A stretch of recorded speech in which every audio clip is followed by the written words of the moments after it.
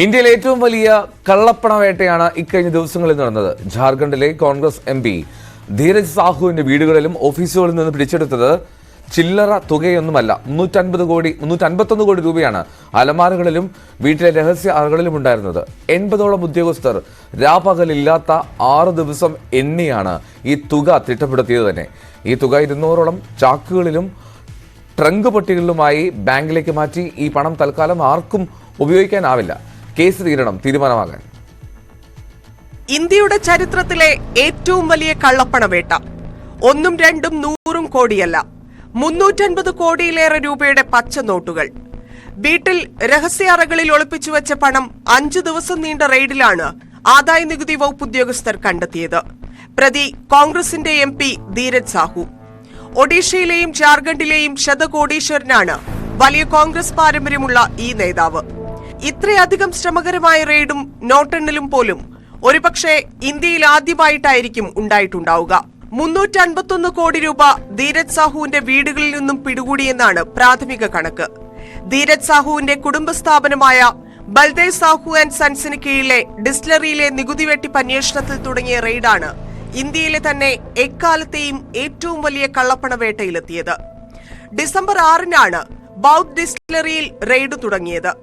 പിന്നെ അത് ധീരജ് സാഹുവിന്റെ വീട്ടിലേക്കും നീണ്ടു. തുടർന്ന് ധീരജ് സാഹുവിന്റെ വീടുകളിലും ബന്ധുവീടുകളിലും റെയ്ഡായി. മണിക്കൂറുകൾ പിന്നിട്ടു, ദിവസങ്ങൾ പിന്നിട്ടു. 5-ാം ദിവസമാണ് റെയ്ഡ് പൂർത്തിയായത്. ധീരജ് സാഹുവിന്റെ വീട്ടിലെ റെയ്ഡ് ഇന്ത്യയിലെ എക്കാലത്തെയും ഏറ്റവും വലിയ കള്ളപ്പണവേട്ടയായി മാറുന്നത് എങ്ങനെയെന്ന് നോക്കാം. സാധാരണഗതിയിൽ അത്ര പെട്ടെന്ന് നടക്കുന്ന ഒരു കാര്യമല്ല ആദായ നികുതി വകുപ്പിന്റെ റെയ്ഡ്. അതുകൊണ്ട് തന്നെ ധീരജ് സാഹുവിന്റെ വീടുകളിൽ നടന്ന റെയ്ഡ് പെട്ടെന്നുണ്ടായ കാര്യമല്ലെന്ന് ഉറപ്പ്. ഏറെ നാളായി കേന്ദ്ര ഏജൻസികളുടെ നിരീക്ഷണത്തിലായിരുന്നു Dheeraj Sahu. Income tax act 132(1) പ്രകാരം income tax principal director general, director general, principal director, director, chief commissioner, principal commissioner എന്നീ പദവികളിലുള്ളവർക്കാണ് റെയ്ഡിന് ഉത്തരവിടാൻ അധികാരമുള്ളത്. ഉത്തരവിട്ട് കഴിഞ്ഞാൽ സെർച്ച് വാറന്റുമായി സംഘമെത്തും. പിടിച്ചെടുക്കുന്ന പണമോ മറ്റ് സമ്പത്തോ ഈ ഏജൻസികളുടെ പക്കൽ സൂക്ഷിക്കാനാകില്ലെന്നുമാണ് നിയമം. ധീരജ് സാഹുവിന്റെ കള്ളപ്പണം പിടിച്ചതിലേക്ക് എത്തിയ റെയ്ഡ് തുടങ്ങിയത് ഒഡീഷയിലെ ബൊലംഗിറിലുള്ള ബൽദേവ് സാഹു ഗ്രൂപ്പ് ഓഫ് കമ്പനീസിന്റെ ഡിസ്റ്റിലറിയിലായിരുന്നു. അതേസമയം തിത്ലഗഡ്, സംബർപൂർ, സുന്ദർഗഡ്, ഭുവനേശ്വർ എന്നിവിടങ്ങളിലും ജാർഖണ്ഡിലെ ചിലയിടങ്ങളിലും റെയ്ഡ് തുടങ്ങി. മൊത്തത്തിൽ 30 ഇടങ്ങളിലാണ് റെയ്ഡ് നടത്തിയതെന്ന് ആദായ നികുതി വകുപ്പ് വിശദീകരിക്കുന്നു. ബലംഗിറിൽ നിന്നാണ് ഏറ്റവും കൂടുതൽ പണം പിടിച്ചത്. 10 അലമാരകളിലായിരുന്നു ഇവിടെ നോട്ടുകെട്ടുകൾ അട്ടിക്കിട്ടിയിരുന്നത്. റെയ്ഡ് തുടങ്ങിയതിന് പിന്നാലെ പണം കണ്ടെത്തിയതോടെ സമീപ ബ്രാഞ്ചുകളിലെ SBI ഉദ്യോഗസ്ഥരെ ആദായ നികുതി വകുപ്പ് വിളിച്ചു വരുത്തി. 80ഓളം ഉദ്യോഗസ്ഥരാണ് എത്തിയത്. ഇവർ രാപ്പകലില്ലാതെ പിടിച്ചെടുത്ത പണം എണ്ണാനിരുന്നു. പുറത്ത് സുരക്ഷ നൽകിയവരും ഡ്രൈവർമാരുമെല്ലാമായി വേറെയും 200 പേരെ റെയ്ഡുമായി ബന്ധപ്പെട്ട് നിയോഗിച്ചിരുന്നു. 9 നോട്ടെണ്ണൽ യന്ത്രങ്ങളാണ് ആദ്യം എത്തിച്ചത്.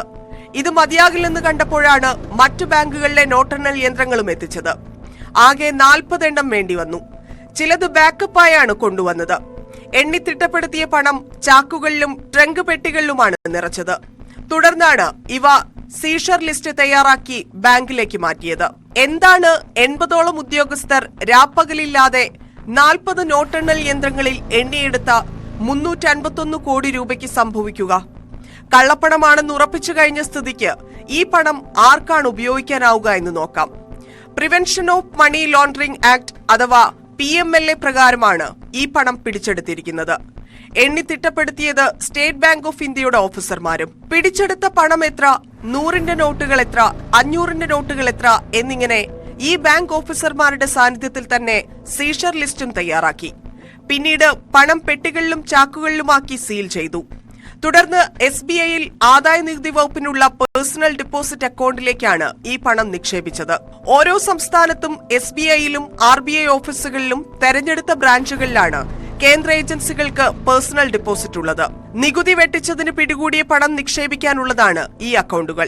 ഈ പണം കേന്ദ്ര ഏജൻസികൾക്കോ SBIക്കോ സർക്കാരിനോ ഒരു കാര്യത്തിനും തൽക്കാലം ഉപയോഗിക്കാനാകില്ല. ബാങ്കിലെത്തിച്ചിരിക്കുന്ന ഈ പണം ഒരു അഡ്ജുഡിക്കേറ്റിംഗ് അതോറിറ്റി 6 മാസത്തിനുള്ളിൽ സ്ഥിരീകരിച്ചിരിക്കണമെന്നാണ് നിയമം. അതിനുശേഷവും ഈ പണം ഇതു സംബന്ധിച്ച കേസിൽ വിചാരണ പൂർത്തിയാകും വരെ അങ്ങനെ തന്നെ സൂക്ഷിക്കേണ്ടി വരും. വിചാരണയിൽ പ്രതി കുറ്റക്കാരനല്ലെന്ന് കണ്ടെത്തിയാൽ ഈ പണം മുഴുവനായും തിരികെ നൽകും. അല്ലാത്തപക്ഷം അത് കേന്ദ്ര സർക്കാരിന്റെ പരിധിയിലേക്ക് മാറും. പിന്നീട് ഇതെങ്ങനെ ഉപയോഗിക്കണമെന്ന് കേന്ദ്ര സർക്കാരിന് തീരുമാനിക്കാം.